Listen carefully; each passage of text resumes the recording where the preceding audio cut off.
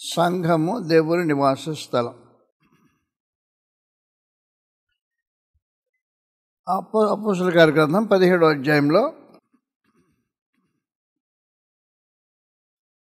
24వ వచనంలో రాబడింది, జగత్తును అందరి సమస్తమును నిర్మించిన దేవుడు తానే ఆకాశమునకు భూమికి ప్రభువయ్యున్నందున హస్తకృతములైన ఆలయములో నివసింపడు. సంఘము దేవుని నివాస స్థలం అన్నప్పుడు సంఘము హస్తకృతమైన ఆలయం కాదు. కాబట్టి జగత్తునందరూ సమస్తం నిర్మించిన దేవుడు తానే ఆకాశమునకు భూమికి ప్రభువు అయినందున హస్తకృతములైన ఆలయంలో నివాసం చేయడు. వాస్తవానికి సమాచారం, హస్తకృతములైన ఆలయముల్లో బహుపేరుగాంచినది సొలొమోను దేవాలయం. సొలొమోను దేవాలయము బంగారంతో కట్టబడిన దేవాలయం అన్నమాట. కాబట్టి దాంట్లో బంగారంతో నిర్మాణం చేసిన దేవాలయం, దానిలో వినియోగించిన బంగారం ఎంత అంటే కనీసం గ్రంథంలో తెలియజేస్తాను. మొదటి దినవృత్తాంతములు 29వ అధ్యాయం, మొదటి దినవృత్తాంతములు 29వ అధ్యాయం 4వ వచనం నుండి ఆ దేవాలయంలో ఉపయోగించిన బంగారము అనే సమాచారం మనం చూస్తాం. 29వ అధ్యాయం 4వ వచనం నుండి చదివేసినానా. గదుల గోడలు రేకుమూతకు బంగారు పనికి బంగారమును, వెండి పనికి వెండిని, పనికి 6,000 మణుగులు ఓఫీరు బంగారమును, వెండిని చేసేసాను. కాబట్టి 6,000 మణుగులు. కాబట్టి 7వ వచనంలో మనఃపూర్వకంగా దేవుని మందిరానికి 10,000 మణుగులు బంగారమును, 20,000 గ్రాములను, 20,000 వెండి ఇచ్చారు. కాబట్టి రత్నాలు ఉన్నవారు వాటిని తెచ్చారు. వగైరా సమాచారంలో ఉపయోగించబడిన బంగారం 6,000 మణుగులు. ఈ ప్రక్క ఇక్కడ అధిపతుల దగ్గర చేసుకొచ్చిన బంగారం 20,000 మణుగులు, 20,000 మణుగులు వెండి. ఇదంతా తీసుకొచ్చేంత పెద్ద బంగారంతో ఒక దేవాలయం కట్టిన తర్వాత సొలొమోను వచ్చిన ఒక తీర్మానం ఇలా రాబడింది. దేవాలయం ప్రతిష్ఠిత సమయంలో మొదటి రాజులు 8వ అధ్యాయంలో సొలొమోను మాట్లాడుతున్నాడు. ప్రత్యేకించి 26వ వచనం, ఇశ్రాయేలు దేవా, దయచేసి నీ దాసుడును నా తండ్రి నేను దావీదుతో నీవు సెలవిచ్చిన మాట నిశ్చయపరచుము. నిశ్చయముగా దేవుడి లోకమందు నివాసం చేయడు. మహాకాశములు సైతం నిన్ను పట్టుచాలు. నేను కట్టించిన ఈ మందిరం ఎలాగ పట్టును అని చెప్పేశాడు. కాబట్టి దేవుడు నివసించడానికి కావలసినంత మందిరాన్ని సొలొమోను కట్టలేదన్నమాట.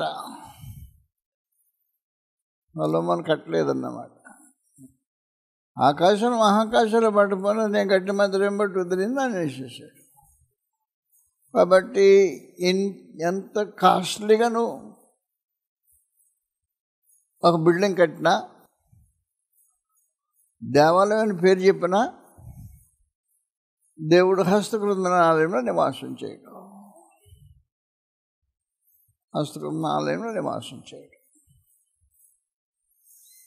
కాబట్టి దేవుడు హస్తకృతమైన ఆలయంలో నివాసం చేయకపోతే ఆ నివాసానికి ఒక స్థలం కోరుకున్నాడంట.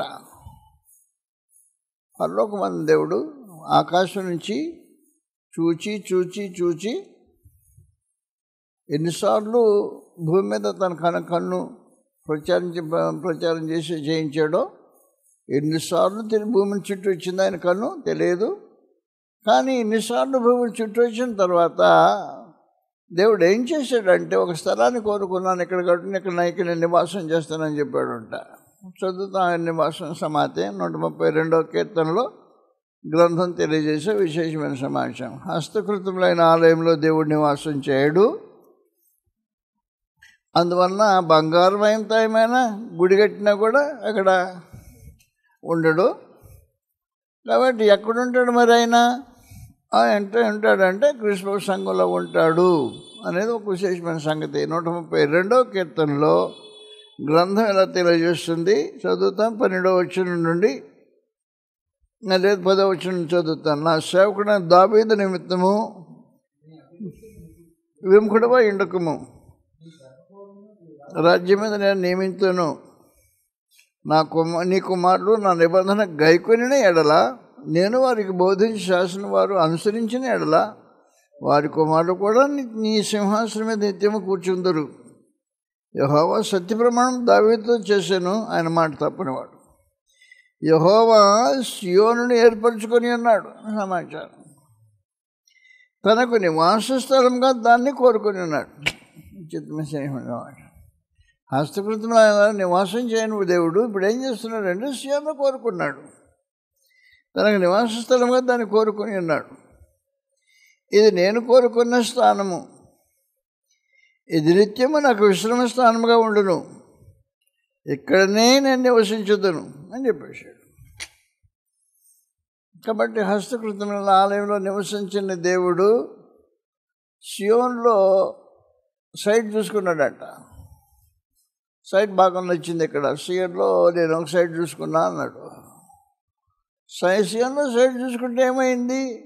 సైట్ చూసుకోవటం ఏంటి, నేను పునాదులు కూడా వేసుకున్నానని చెప్పాడు. యెషయా గ్రంథం 8వ అధ్యాయంలో సైట్ చూడటం మాత్రమే కాకుండా పునాదులు కూడా వేసుకున్నాడంట. యెషయా గ్రంథం 28వ అధ్యాయం 16వ వచనం రాబడింది, చదువుతాం. ప్రభువు యెహోవా ఎలాగ సెలవిచ్చున్నాడు, సియోనులో పునాదిగా రాతిని వేసినవాడు నేనే. అది పరిశోధింపబడి రాయి, అమూల్యమైన తెల్లరాయి, బహుస్థిరమైన పునాది రాయి అయినా పునాది అయిన మూలరాయి ఉంది. విశ్వసించేవాడు కలవరపరచబడు. నేను న్యాయమును కొలనోలు గాను నీతిని మట్టపుంగుడు కానీ పెట్టదు అని చెప్పేశాడు. అందువలన దేవుడు సియోను కోరుకోవటం మాత్రమే కాకుండా నివాస స్థలంగా సియోను కోరుకున్నాడు. కోరుకున్న దేవుడు సియోనులో పునాదులు కూడా వేసుకున్నాడు. ఎందుకు సియోను కోరుకున్నాడు? కోరుకునే కారణం ఏంటి? కోరుకున్న కారణం ఏంటంటే కీర్తన గ్రంథం 2వ కీర్తన 6వ వచనం రాబడింది. కీర్తన 2:6లో సియోనును ఆయన కోరుకోవడంలో ఆయన ఉద్దేశం చెప్తున్నాడు. నేను నాకు సియోను నా పరిశుద్ధ పర్వతం, నేను నా పరిశుద్ధ పర్వతమని సియోను మీద నా రాజును ఆశీనుగా చేసి ఉన్నాను సమాచారం. దేవుని రాజు క్రీస్తు ప్రభు, దేవుని రాజ్యమున కేరిక క్రీస్తు యేసు.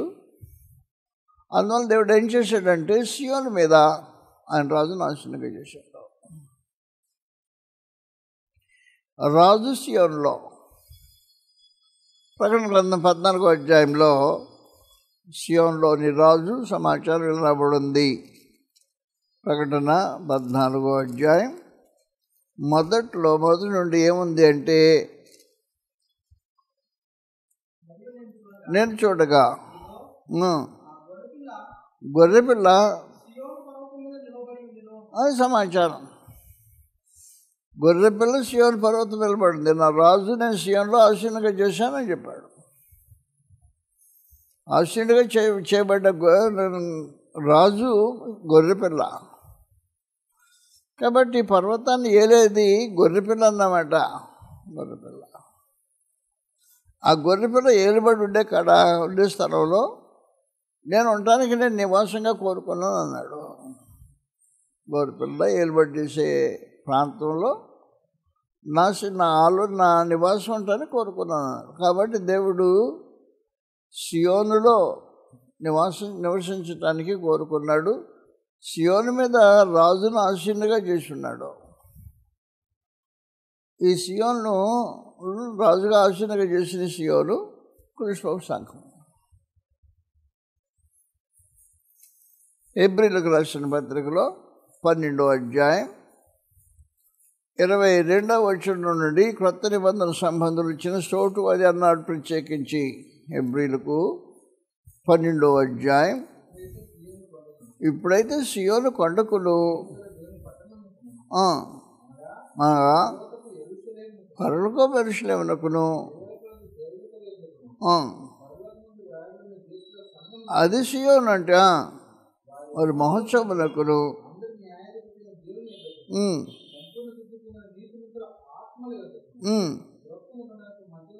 యేసునందుకును పరుగు ప్రోక్షణ రక్తమునకును మీరు వచ్చున్నారు చెప్పేశాడు. కాబట్టి క్రైస్తవులు అక్కడికి వచ్చారు, సియోను కొండ దగ్గరకు వచ్చేసారు. క్రీస్తు సంఘం సభ్యులు సియోను కొండకు వచ్చారు. సియోను కొండలో ఏముంది? సియోను పర్వతం మీద రాజు గొర్రెపిల్ల ఆసీనుగా చేయబడ్డాడు. గొర్రెపిల్ల యొక్క అధికారంలో సియోను పర్వతం పంచభూతములంత మహాతరమైన ఈ పర్వతంలో రకరకాలైన జంతువులు ఉంటాయి. యెషయా గ్రంథం 11వ అధ్యాయంలో సమాచారం రాబడింది. యెషయా 11వ అధ్యాయంలో సియోను యొక్క వాతావరణం గురించి మాట్లాడుతున్నాడు. ప్రత్యేకించి 11వ అధ్యాయం 6వ వచనం నుండి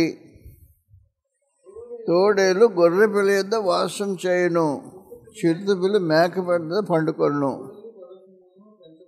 కోడి కూడుకొనగా తోలును, ఆవులు ఎలుగులు కూడిమేయును, వాటి పిల్లలు ఒక్కచోటనే పండుకొను, పెద్దమైనట్టు సింహం గడ్డిమేయును, పాలు కుడిచి పిల్ల నాకు మాట్లాడును, పాలు చేయి చాచును. అది సంగతి. నా పరిశుద్ధ పర్వతం అంత సియోను అది ఇది సంవత్సరం నా పరిశుద్ధ పర్వతం అంత అంతటా ఏ మృగమును హాని చేయదు, నాశనం చేయదు. గ్యారంటీ. నా పరిశుద్ధ పర్వతం సియోను, నా రాజు నాశనంగా చేసిన స్థలం పరిశుద్ధమైన పర్వతం. ఈ పరిశుద్ధ పర్వతంలో ఉండే విశేషమైన సమాచారం ఏమంటే పంచభూతమంతా మహాతలంగా మారిన పర్వతం. వాస్తవానికి దానియేలుకు నెబుకద్నెజర్ దర్శనంలో కనిపించిన చేతి సహాయం లేని రాయి కాళ్ళ మీద కొట్టి ఆ తర్వాత తక్కిన విగ్రహం అంతటిని రుబ్బేసి అది అయిపోయిన తర్వాత ఇది మాత్రమే పంచిపోతం అంత మహాతరం అయిపోయింది. అది సియోను. కాబట్టి ఆ సియోనులో సియోను పర్వతం. ప్రభువైన యేసు గొర్రెపిల్ల దాని మీద అధికారి ఉంటాడు. గొర్రెపిల్ల అధికారం కింద సియోనులో ఉండే మనుషులు జంతువులన్నీ దానికి అనుకూలంగా ఉంటాయి. కాబట్టి ఇప్పుడు ఏం చేస్తున్నాడంటే సియోనులో ప్రభువైన గొర్రెపిల్ల ఏలుబడి కింద వచ్చేవాళ్ళు సియోనులో ఉంటారు. ఒక రోజున అక్కడ సింహం రాకూడదు, అసలు వచ్చింది రాకూడదు అక్కడికి. యెషయా గ్రంథం 35వ అధ్యాయంలో సింహం అక్కడికి రాకూడదు అనే సమాచారం చేస్తున్నట్టు ప్రత్యేకించి ఆ మార్గంలోని సింహం రాకూడదు. 35వ అధ్యాయంలో యెషయా గ్రంథం 35వ అధ్యాయం అక్కడ దారిగా ఉన్న 8వ వచనం రాజమార్గం ఏర్పడును, అది పరిశుద్ధమైన మార్గం, అపవిత్రులు పోకూడని మార్గము, అది మార్గం పోవారికి ఏర్పరచబడి 3 లైన్లు దాంట్లో నడుచు. అక్కడ సింహములు ఉండవు, జంతువులు దాన్ని ఎక్కవు, అక్కడవి కనబడవు, విమోచింపబడిన వారు అక్కడ నడుతురు అని చెప్పేసి సమాచారం. కాబట్టి క్రూర జంతువులు ఉండే స్థలం కాదు అది, సింహాలు ఉండే చోటు కాదు. కానీ దారి తప్పి వచ్చిన ఒక సింహం వచ్చింది అటు కట్టుకోండి. ఆ మార్గంలో ఉన్న స్త్రీలను పురుషులను హింసించి బాధపెట్టి దేవదోషం చేయించడానికి బలవంతం చేసి చెరసల్ల వేయించి ప్రాణాధారం తందే అనుకున్నట్టుగా ఉంటున్నాం. నా సింహం ఒకటి దాని తప్పిన మాటలు వచ్చేసింది. వస్తే గొర్రెపిల్ల చూసింది, కేకేసిన గొర్రెపిల్ల, ఏ సింహం, సౌలా సౌలా నువ్వేళ నన్ను హింసిస్తున్నావు, మునికోళ్ళకి ఎదురుతున్న కష్టమని గొర్రెపిల్లకి అక్కేసేటప్పటికి సింహం గడగడలాడుతా కింద పెట్టాడు. ఆయా ఎవరు ప్రభువా, ఎవరో నేను తెలుసు తెలియదా, గొర్రెపిల్ల నేను నీవు హింసించిన యేసు, నేను నజరుడైన యేసు అని చెప్పాడు. ఓ గొర్రెపిల్ల, ఈ పర్వతం మీద గొర్రెపిల్ల నిలబడి అన్నమాట. అట్లయితే ఆయన మరి ఏం చేయమంటావు? ఏం చేయమంటావు? మార్చుకుంటే మార్చుకో, లేకపోతే మాడిపోనికి నేను చాయిస్ ఈజ్ యువర్స్. అందువల్ల గొర్రెపిల్ల కేకకు సింహం భయపడిపోయి మార్చుకునే వస్తానని చెప్పేసి, అలాగే తిట్రా, నా ఎద్దులు గడ్డి వేస్తున్నాయి, వాటి ప్రక్కన కూడా మెయ్యి అని ఆయన ఆజ్ఞాపించితే ఈ పరిశుద్ధ పర్వతం మీద సింహము ఎద్దులతో పాటు గడ్డి వేస్తూ ఉంది. ఎద్దు వేసినట్టు సింహం గడ్డి మీద విశేషమైన సమాచారం అది. అందువల్ల ఇక్కడ క్రూర జంతువులు ఉండవు. తోడేలు క్రూర జంతువు కాదు, చిరుతపులి క్రూర జంతువు కాదు. క్రూర జంతువు కళ్ళ జీవితం అయితే ఇది ఇప్పుడు క్రూర జంతువు కాదు. గొర్రెపిల్ల యొక్క అధికారం కిందకు వచ్చిన జంతువులు క్రూర జంతువులు కావు. పాలు కుడిచిన పిల్ల నాగుబాం పుట్టు దగ్గర అర్థం అది చేసింది. నాగుబాం భయంకరమైన నాగుపాము అది. పాలు కుడిచిన పిల్ల ప్రక్కనే ఆడుకుంటుంది. ఆంచేలా నాగుపాము బిడునాగు పుట్ట కంటిపై పాప మీద పసుకొని ఏలు పెట్టేసి నిలినట్టుంది. ఏమన్నా బిడునాగు అసలే భయంకరమైన ఏమైపోయింది దానికి వీటికంటే ఏమి కాల కొత్త జన్మ వచ్చింది అన్నమాట. కాబట్టి క్రొత్త జన్మ వస్తే మనుషులు క్రొత్త లోకం సృష్టిలోనే వింతైన జనులుగా మారిపోతారు అని అన్నాం. కాబట్టి సంఘం అంటే వేషం మార్చుకున్న మనుషులు కాదు. సంఘం అంటే కేవలం భాష మార్చుకున్న మనుషులు కాదు. సంఘం అంటే క్రొత్త సృష్టిగా చేయబడిన జన్మ సంఘం. దేవుని నూతన సృష్టి క్రీస్తులో చేసిన ఈ విశేషమైన సమాజం. కాబట్టి సంఘము దేవుని నివాసం దేవుడు ఎందుకు కోరుకున్నాడంటే అక్కడ మానవ జాతి ఒక నూతన సృష్టిగా ఉద్భవించింది. కాబట్టి మానవ జాతి నూతన సృష్టిగా అక్కడ ఉద్భవిస్తుందో అక్కడ నా నివాసం ఉంటుందని దేవుడు కోరుకున్నాడు. కాబట్టి దేవుడు కోరుకున్నది నివాసయోగ్యంగా ఉండేది క్రీస్తు సంఘం అన్నమాట. అక్కడ ఏం జరుగుతుందంటే జరగాల్సిందని జరిగేసింది. అక్కడ క్రూర జంతువులు ఉండవు, సింహం అక్కడ ఉండదు. వస్తే సింహం ఇప్పుడు గడ్డి మేసే ఎద్దులాగా వస్తే సింహం రావచ్చు. ఎద్దు మేసే గడ్డిలాగా వస్తావా, వెల్కమ్. గొర్రెపిల్ల దగ్గర పడుకుంటావా, వెల్కమ్. చిరుతపల్లి మేకపిల్ల దగ్గర పడుకుంటావా, వెల్కమ్. నాగబాము చిన్న బిడ్డ దగ్గర ఆటలాడుకునే బిడ్డ దగ్గర నువ్వు సహవాసం చేస్తావా, వెల్కమ్. అలా కూడా జరిగేది ఒక విశేషమైన. కాబట్టి దేవుడు కోరుకున్నది విశేషమైన సమాచారం. క్రీస్తు సంఘము దేవుని నివాస స్థలం. ఈ సంఘాన్ని గురించి గ్రంథంలో తెలియజేస్తుంది. ఎఫెసీయులకు 2వ అధ్యాయంలో క్రొత్త నిబంధన తెలియజేసే విశేషమైన సమాచారం ఇలా రాబడింది. క్రొత్త నిబంధనలో తోడేలు గొర్రెపిల్లతో వాసం చేస్తున్నట్టు తేట కనపడుతున్నాయి. యూదులు అన్ని జనులు కలిసి ఒక తండ్రి సన్నిధిలో ఒక నూతన సృష్టిగా మార్చబడిన పరిస్థితి కనపడుతుంది. కనుక 11వ వచనం నుండి కింద చదువుకుంటూ వస్తే తోడేలు గొర్రెపిల్లతో వాసం చేస్తుంది, చిరుతపిల్ల మేకపిల్ల దగ్గర పడుకుంది. 2వ అధ్యాయం 11వ వచ్చిన ఎఫెసీ పత్రిక. కాబట్టి అన్ని జనులయ్యుండి అనబడిన వారి చేత మీరు సహపౌరులు కాక పరిజనులను ఉండి దూరస్తుల ఇంటిలోనే జ్ఞాపకం చేసుకోండి. మురపుతో దూరస్తులైన మీరు ఇప్పుడు రక్తం వలన సమీపస్తులై ఉన్నారు. ఆయన మన సమాధానమై ఉండి ద్వేషమును కొట్టివేడి చేత పడగొట్టి ఏకం చేశాను. ఉభయలు ఇప్పుడు మధ్య కూడా పడగొట్టి సింహాన్ని తోడేరుకు గొర్రెపిల్లకు ఉన్న మధ్యది పడగొట్టి ఇద్దరు ఉభయంగా ఏకం చేశాడు. చిరుతపిల్లికి మేకపిల్లకు ఉండే పడగొట్టి ఏకం చేశాడు. నాగుబావుకి పసిబిడ్డకుండే భేదం పడగొట్టి ఏకం చేశాడు. ఎద్దులు చేసి ఎద్దులకు సింహానికి ఉండే భేదాన్ని పడగొట్టి ఏకం చేసేసాడు. అందువలన ఎద్దు మేయినట్లు సింహం గడ్డి మేయను చెప్పేసాడు ప్రత్యేకించి. అందువలన వాస్తవానికి క్రీస్తు శరీరమైన సంఘం అంటే నూతన సృష్టి, భౌతికమైన సృష్టి కాదు. భౌతికమైన సృష్టి వేషాలు మార్చుకునేది, భాషలు మార్చుకునేది. కానీ సృష్టి మారిపోయేది సంపూర్ణంగా. కాబట్టి సృష్టి సంపూర్ణంగా మారిపోయిందంటే పోయిందన్నమాట. తోడేలు గొర్రెపిల్ల చేద్దాం, సృష్టి మారిపోయింది.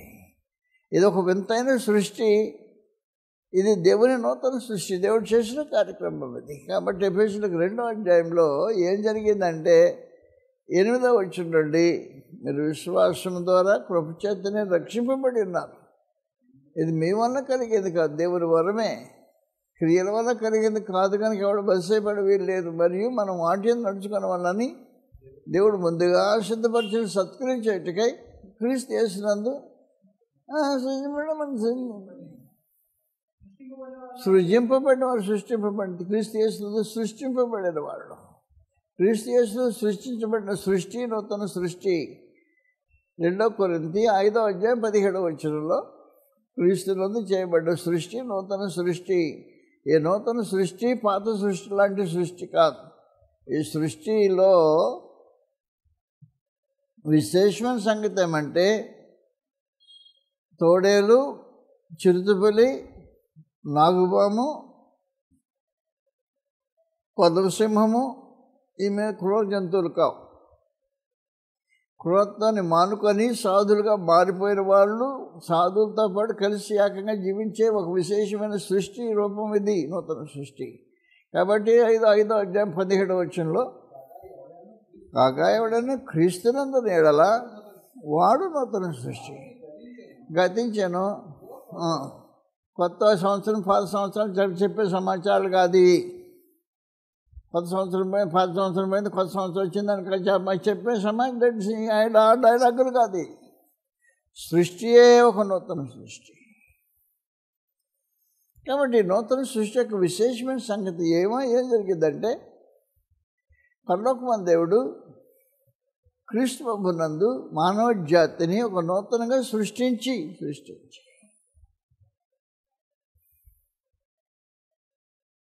ఈ రోజుల్లో భక్తి కలిగిన వాడు నేను పెద్ద కులస్తున్నాను చెప్పుకోవడానికి ఎన్ని వంకలు తిరిగో చెప్పుకోవడానికి ప్రయత్నం చేస్తాడు. అవసరం ఉండదు. ఈ కులగోత్రాలు ఉండే చోటు కాదు ఇది. లేకపోతే గొప్పతనాలు వాటి చూపించుకునే ప్రదర్శన కాదు ఇది. నీ జాతిని లేకపోతే నీ విషయం వంశాన్ని నీ గొప్పతనాన్ని చూపించుకునే పరిస్థితే కాదు. కానీ ఒక నూతన సృష్టి ఇది. అందువలన కష్టపడి మొత్తానికి నేనంటే ఫలానా క్యాస్ట్ వాడిని అని చెప్పుకునే బాధ ప్రసవేదన అవసరం లేదు. క్రీస్తు ప్రభువులో అలాంటిది ఉండదు. అందువలన సమస్త వైషమ్యాలు తొలగించబడి క్రీస్తు యేసునందు ఒక నూతన సృష్టి దేవుడు చేయడానికి ఉద్దేశించినప్పుడు ఏం జరిగిందంటే గ్రంథాలు కలగడం. మత్తయి సువార్తలో 19వ అధ్యాయం ఒక ధనవంతుడైన కుర్రాడు ప్రభువైన యేసు దగ్గరకు వచ్చి నిత్యజీవం కావాలని కోరుకొని దానికి అవసరమైన త్యాగం చేయలేని పరిస్థితుల్లో వ్యసన పడుతూ వెళ్ళిపోయిన తర్వాత ప్రభువైన యేసు తన శిష్యులతో మాట్లాడినప్పుడు పేతురు అంటున్నాడు, మేము సమస్తాన్ని వదిలిపెట్టి మిమ్మల్ని వెంబడించాం కదయ్యా, ఏం దొరుకుద్ది మాకు అంటున్నాడు 28వ వచనం నుండి ఇలాగా. అందుకని ప్రభు చెప్తున్నాడు 28వ వచనం, ప్రపంచ పునర్జన్మందు అన్నాడు. ప్రపంచానికి రెండో జన్మ వస్తుంది. ఎప్పుడు వస్తుందంటే సమయం చెప్పాడు ప్రత్యేకించి. రెండో రాకడలోనా, మూడో రాకడలోనా, ఐదో రాకడలో కాదు. ఎప్పుడు ప్రపంచానికి నూతన జన్మ వచ్చేది? ప్రపంచ పునర్జన్మందు అంటే గ్రంథంలో ఏం చెప్పాడంటే ప్రపంచమేక తొలి స్థితి స్థాపనయందు, పునఃస్థితి స్థాపనయందు. ప్రపంచం మొదటి స్థితిలో, పాపం చేయని స్థితిలో, ఆదాము పాపం చేయకముందే స్థితిలో ఉందో ఆ స్థితి స్థాపించబడేటప్పుడు అన్నాడు అన్నమాట. స్థాపించబడేటప్పుడు ఎప్పుడు స్థాపించబడుతుంది? మనిషి కుమారుడు తన మహిమగల సింహాసనం మీద ఆశీనుడైనాడు. ఇది పెంతెకొస్తు రోజులు సూచించే అది స్టేట్మెంట్. అంటే వాస్తవానికి ఏం జరుగుతుందంటే ప్రభువైన యేసు భూమి మీద ఆయన పరిచర్య ముగించి సిలువేయబడి సమాధి చేయబడి 3 దినాలు లేపబడిన తర్వాత, లేపబడిన ప్రభు తన శిష్యులైన వారికి 40 రోజులు కనబడి వారి కళ్ళు ఎదుట ఒలివ కొండ మీద నుంచి ఆరోహణమైన రోజున ఏం జరిగిందంటే ఆయన మనంకరులో పరలోకానికి కొనిపోబడ్డాడు. కాబట్టి పరలోకానికి కొనిపోబడిన యేసు దానియేలు గ్రంథం 7వ అధ్యాయంలో 13వ వచనం నుండి, రాత్రి కలిగిన దర్శనం దిక్కును చూస్తుండగా ఇదిగో ఆకాశమేఘారుడై మనిషి కుమారుని పోలి ఒకడు వచ్చి ఎక్కడికి వచ్చాడు? దేవుని సముఖ తండ్రి దాని మహావృద్ధులకు వారి సన్నిధికి, తండ్రి దేవుని సన్నిధికి వచ్చి ఆ మహావృద్ధులకు వారి సన్నిధికి ప్రవేశించి ఆయన సముఖాన్ని తేబడెను అన్నాడు. కాబట్టి పరలోకంలో తండ్రి దేవుడు, మహామహుడు, సింహాసనాసీనుడైన దేవుడు ఉన్నాడు. ప్రభువైన యేసు ఏం చేశాడు అంటే తన శిలువ మరణ యాగం ముగించిన తర్వాత మృతుల నుంచి లేపబడి పరలోకానికి ఆరోహణమైనప్పుడు, ఆయన పరలోకానికి ఆరోహణమైన సంగతి దేవదూతలు చెప్పారు. ప్రక్కనేవండి, ఈ గల్లే మనుషులు అగోలిపోయి పని ఏం జరుగుతుందో తెలియకుండా చూస్తూ ఉన్నారు. ప్రభువైన యేసు మాట్లాడి కట్టికిన లేచాడు, వాడి మధ్యలో నుంచి లేచాడు.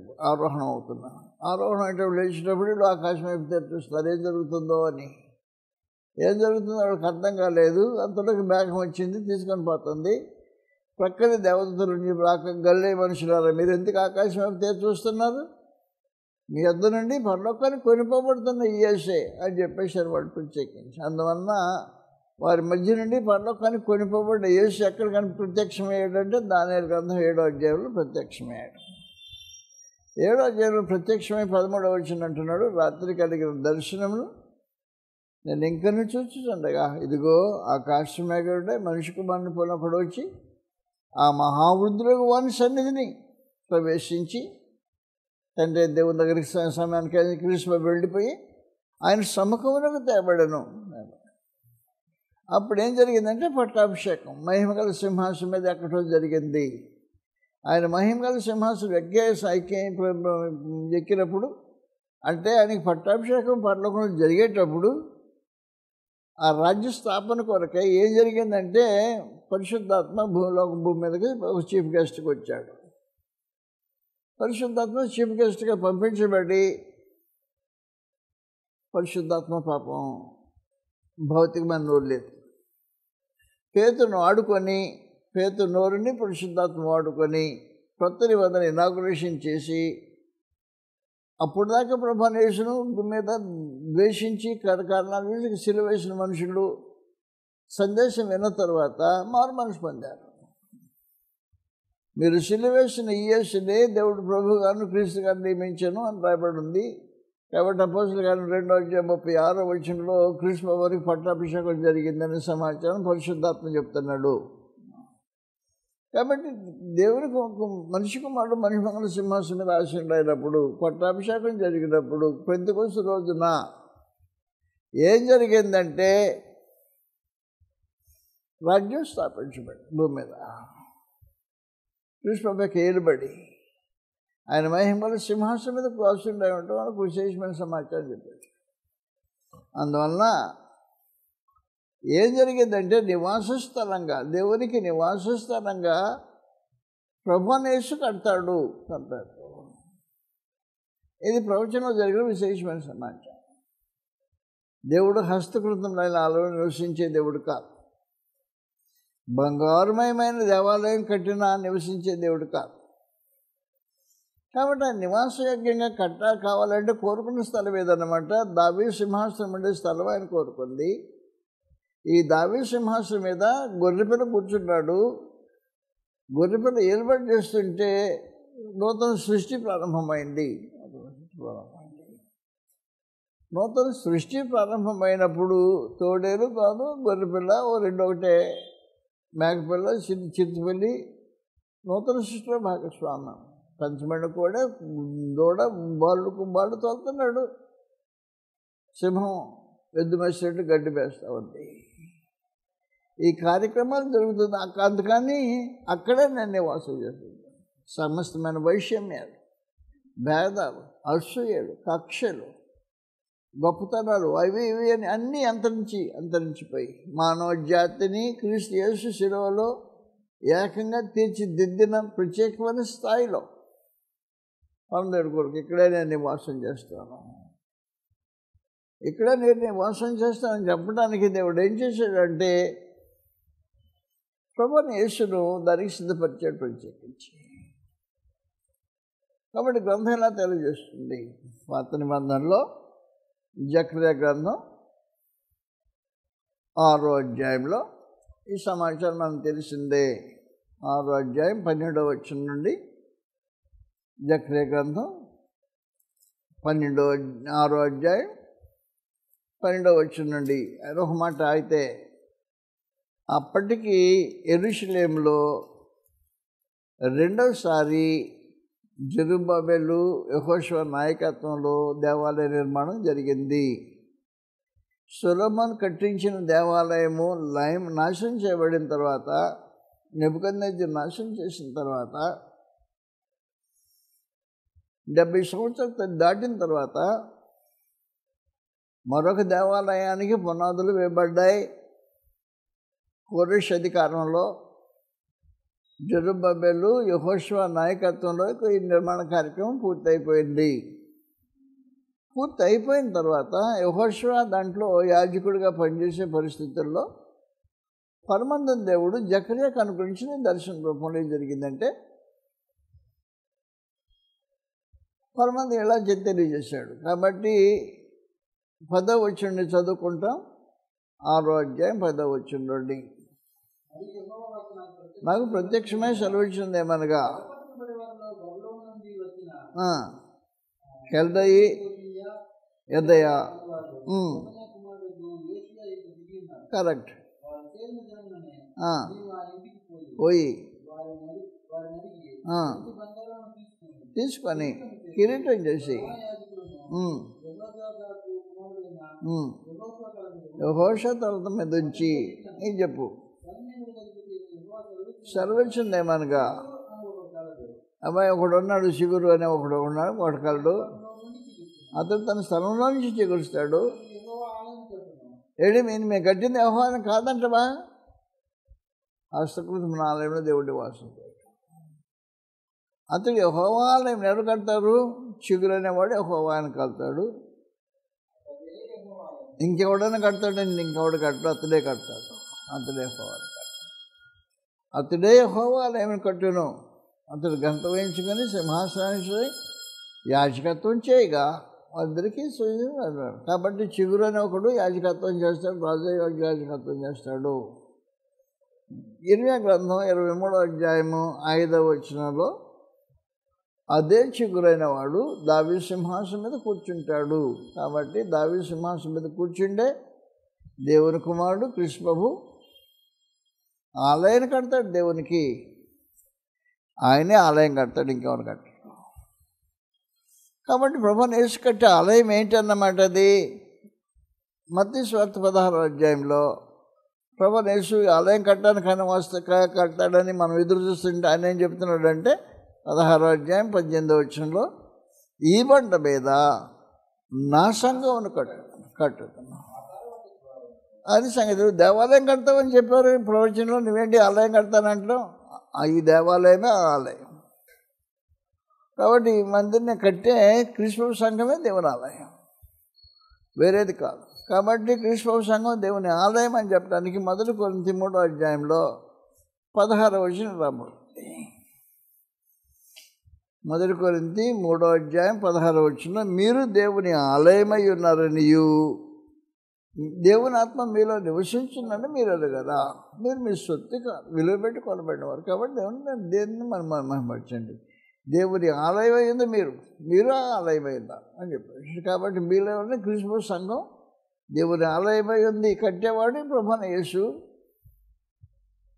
పునాదులు సియోనులో వేసుకున్న పునాదులు ఇవి. కాబట్టి వేసుకున్న పునాదుల మీద కట్టబడిన విశేషమైన సమాచారం ఎఫెసీ 2వ అధ్యాయంలో గ్రంథం తెలియజేసే విశేషమైన సమాచారం ఇలా ఉంది. చదువుతాం 19వ వచనం నుండి. ఎఫెసీ 2వ అధ్యాయం. కాబట్టి ఇక మీదట పరిచయంలోను పరదేశంలో ఎండక ఏకపట్టణస్థులను దేవుని ఇంటి వారై ఉన్నారు. ముక్కముల అయ్యుండగా పునాది మీద మీరు కట్టబడుతున్నారు. చక్కగా అమర్చబడి ప్రభునందు పరిశుద్ధమైన దేవాలయం ఒకటి వృద్ధి పొందుతున్నది. అపోస్తలుల బోధ వలన వీళ్ళు విశ్వసించిన మనుషులతో చెక్కుడు రాళ్లతో కట్టబడే దేవాలయం. మీరు ఆయనలో మీరు కూడా, కాబట్టి మీరు కూడా దేవునికి నివాస స్థలమైనట్టు కట్టబడింది. క్రీస్తు సంఘానికి కట్టబడుతున్న మీరు దేవుని నివాస స్థలంగా ఉంటాయి, కట్టబడుతున్నారు అని చెప్పేసి. కాబట్టి దేవుని ఆలయము అంటే క్రీస్తు సంఘం. హస్తకృతముల ఆలయంలో దేవుడు నివాసం చేయడు. క్రీస్తు శరీరమైన సంఘంలోనే దేవుడు నివాసం చేస్తాడు. అంటే వాస్తవానికి అఫీషియల్ రెసిడెన్స్ దేవునికి పరలోకంలో ఉంది. ఆయన పరలోకం నుంచి ఉన్న అఫీషియల్ రెసిడెన్స్ కాకుండా ఆయన భూమి మీద అడుగుపెట్టినప్పుడు క్రీస్తు సంఘంలో అడుగుపెడతాడు, అని నివాసం చేస్తానికి వస్తాడు అని చెప్పని ఒక విశేషమైన సమాచారం. కాబట్టి క్రీస్తు సంఘము దేవుని ఆలయం, హస్తకృతం ఆలయం కాదు అది. 1 పేతురు 2వ అధ్యాయంలో 4వ వచనం నుండి ఈ ఆలయం యొక్క విశేషమైన సంగతులు రాబడి చదువుతాం. మనుషుల చేత విసర్జింపబడినను దేవుని దృష్టికి ఏర్పరచబడ్డది అమూల్యమును సజీవమునకు రాయ్యకు ప్రభువులతో వచ్చిన వారై యేసు క్రీస్తు ద్వారా ఆత్మ సంబంధం బలర్పించుటకు మీరును యాజకులు ఉన్నట్లు రాళ్ల వల్ల ఉండి ఆత్మ సంబంధం మందిరం. కాబట్టి ఈ మందిరం ఆత్మ సంబంధమైన మందిరమే కానీ శరీర సంబంధమైన మందిరం కాదు. కాబట్టి కట్టబడే మందిరం హస్తకృతమైన మందిరం కాదు. హస్తకృతమైన మందిరం దేవుడు నివాసం చేయడు. హస్తకృతములు కానీ అపోస్తలుల బోధ చేత చెక్కబడి తీర్చిదిద్దబడి ప్రభువైన యేసు యొక్క పునాది దేవుని కుమారుడు అనే పునాది మీద కట్టబడిన అది దేవుని ఆలయం. అక్కడ జాతి భేదాలు, వైషమ్యాలు, కులాలు, తత్వాలు వగేరా ఏవే లేదు. ఓ నూతన సృష్టి. తోడేలు గొర్రెపిల్ల దగ్గర నిర్భయంగా, పసిపాప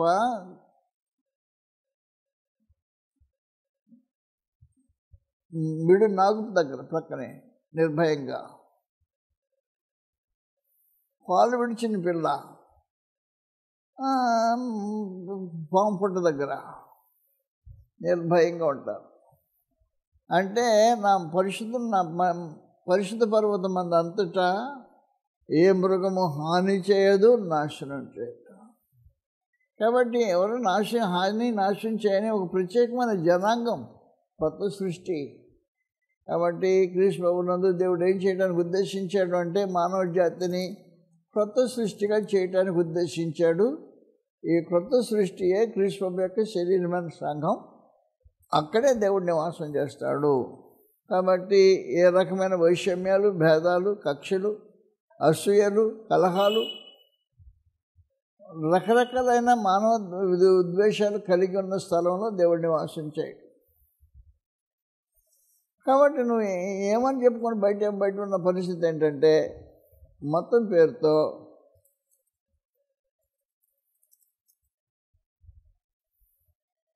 తమ కులాలు చలామణి చేసుకుంటారు, తమ హోదాలు చలామణి చేసుకుంటారు, తమ సమస్తమే చలామణి చేసుకుంటారు. క్రీస్తు ప్రభువునందు అలాగుండదు. ఫిలిప్పీయులకు రాసిన పత్రిక 3వ అధ్యాయంలో 3వ వచనం నుండి ఇలా రాబడింది. ఫిలిప్పీయులకు 3వ అధ్యాయం 3వ వచనం నుండి ఉన్న విషయం ఎట్లనగా, శరీరం ఆస్పదం చేసుకొనక అది ఆరాధించి దేవుని ఆత్మను ఆరాధించేవాడు. శరీరం ఆస్పదం చేసుకోకండి, నేను ఫలానా, నా బ్యాక్గ్రౌండ్ ఫలానా, నేను అంత పెద్దవాడిని, నేను ఇంత ఎత్తేవాడిని, ఇంత బలిష్ఠుడిని, ఇంత గలిష్ఠుడిని అని చెప్పుకునే పరిస్థితి లేవు. శరీరం ఆస్పదం చేసుకోనక ఆత్మను అనుసరించి ఆరాధించేవాళ్ళు. కాబట్టి క్రీస్తు శరీరమైన సంఘంలో ఉండవలసిన పరిస్థితి గ్రంథం తేటగా మాట్లాడేసింది. ఇది గమనించండి. క్రీస్తు సంఘము దేవుని ఆలయమై ఉంది. అది హస్తకృతమైన ఆలయం కాదు. హస్తకృతమైన ఆలయం అయితే దేవుడు నివాసం చేయడు. కాబట్టి సజీవమైన రాళ్ల వల్లే ఆత్మ సంబంధమైన మందిరంగా కట్టబడేది ఈ ఆలయం. ఆత్మ సంబంధమైన మందిరమే కానీ భౌతికమైన మందిరం కాదు. కాబట్టి ఈ రూపంలో పరమదేవుడు తన ప్రజల మధ్యలో నివాసం చేయడానికి కోరుకున్నాడు. కాబట్టి దేవుడు తన ప్రజల మధ్యలో కోరుకున్నది ఉండకోరుకున్నది. కాబట్టి దేవుని నివాసము ఎక్కడంటే తన ప్రజలతో పాటు నేను మీ మధ్య నివసించి సంచరిస్తానని చెప్పాడు. ప్రత్యేకించి 2 కొరింథీ 6వ అధ్యాయంలో నేను వారి మధ్య నివసించి సంచరిస్తున్నాను. ఎవరి మధ్య నివాసం చేస్తాను? క్రీస్తు సంఘం శరీరంలో నివాసం చేస్తాను. ఎందుకు నివాసం చేస్తాను? అక్కడ భేదాలు, భవిష్యమ్యాలు ఉండవు, కక్షలు, క్రోధాలు ఉండవు, అసూయ ద్వేషాలు ఉండవు. ఒకరినొకరు లేకుండా ఉండే ఒక ప్రత్యేకమైన స్థితిలో ఉంటే దాన్ని క్రీస్తు సంఘంగా ఆయన గుర్తించి అక్కడ నివాసం చేస్తాడని సమాచారం తెలియజేశాడు. చదువుతా మాటలో, దేవుని ఆలయమని విగ్రహం పొందిక మనము జీవం గల దేవుని ఆలయం అన్న. అందుకు దేవుడు ఇలాగ సెలవిస్తున్నాడు. కాబట్టి సంఘంతో మాట్లాడుతూ సంఘము దేవుని జీవం గల దేవుని ఆలయమై ఉన్నాం. అందుకు దేవుడు ఇలా మాట్లాడి సెలవిస్తున్నాడు. నేను వారిలో నివసించి సంచరించును, నేను దేవుడిని అయింది వాళ్ళ ప్రజలు. అది సమాచారం. అందువలన నేను వారి మధ్యలో నివసించి సంచరిస్తాను, వారి దేవుడిని ఉంటాను. ఎవరు? మీరు దేవుని ఆలయం అని క్రీస్తు సంఘాన్ని గురించి ప్రత్యేకించి గ్రంథం తెలియజేసింది. అందువలన పరమందం దేవుడు హస్తకృత నివాసం చేయని దేవుడు ఆత్మ సంబంధంలో మందిరంగా కట్టుబడుతుంటే అపోస్తలుల బోధ చేత చెక్కుడు రాళ్ళ చేత ఈ ఆత్మ సంబంధమైన మందిరం సజీవమైన రాళ్ళు, మామూలు రాళ్ళు కాదు, సజీవమైన రాళ్ళు, ఆత్మ సంబంధం చెక్కుడుతో చెక్కబడే రాళ్ళు అపోస్తలుల బోధ చేత అలాంటి వాళ్ళతో కట్టబడే మందిరంలో దేవుడు నివాసం చేస్తాడు. ఇది ప్రభువైన యేసు ముఖ్యమైన ప్రమోద రాయి అయ్యండి, పునాది రాయి అయ్యండి ఉంటాడు ఈ సియోన్లో. కాబట్టి సియోన్లో దేవుడు నివాసం చేస్తాడని కోరుకున్న విశేషమైన సంగతి ఇది. ప్రార్థన చేస్తాం. పరలోకమందున్న మా ప్రియ తండ్రి, పరిశుద్ధ దేవా స్తోత్రం. హస్తకృతమైన ఆలయంలో నివాసం చేయని దేవా స్తోత్రం. ఆత్మ సంబంధమైన మందిరంగా చెక్కుడు రాళ్లతో, సజీవమైన రాళ్లతో కట్టబడే మందిరంలో మీరు నివాసం చేస్తారు అని సంగతిని బట్టి స్తోత్రం సమర్పిస్తున్నాం. ఈ మందిరాన్ని కట్టడానికి మా ప్రభువుని యేసే పూనుకొని చిగురు అని ఒకడు కలడు, అతని స్థానంలో చిగురుస్తాడు. ఆయన యెహోవా మందిరం కడతాడు, ఆయన మాత్రమే కడతాడని సమాచారం ప్రకారం మా ప్రభువుని యేసు వచ్చి తన సంఘాన్ని కడతానని చెప్పినప్పుడు ఆ మందిరం ఆయన సంఘం అనే సమాచారం మాకు అర్థమవుతుంది కనుక స్తోత్రం సమర్పిస్తున్నాం. క్రీస్తు శరీరమైన సంఘంలో ఉన్న మేము ఏ రకమైన భేదాలు, వైషమ్యాలు, కక్షలు, క్రోధములు, విమతువులు, లేకపోతే ఏ డాంబికమైన పరిస్థితులు లేకుండా మా తండ్రి మా ప్రభువుని యేసునందు మేము నూతన సృష్టిగా రూపొందింపబడి బ్రతుకున్నట్లుగా అనుగ్రహించవలసిన ప్రార్థన చేస్తున్నాం.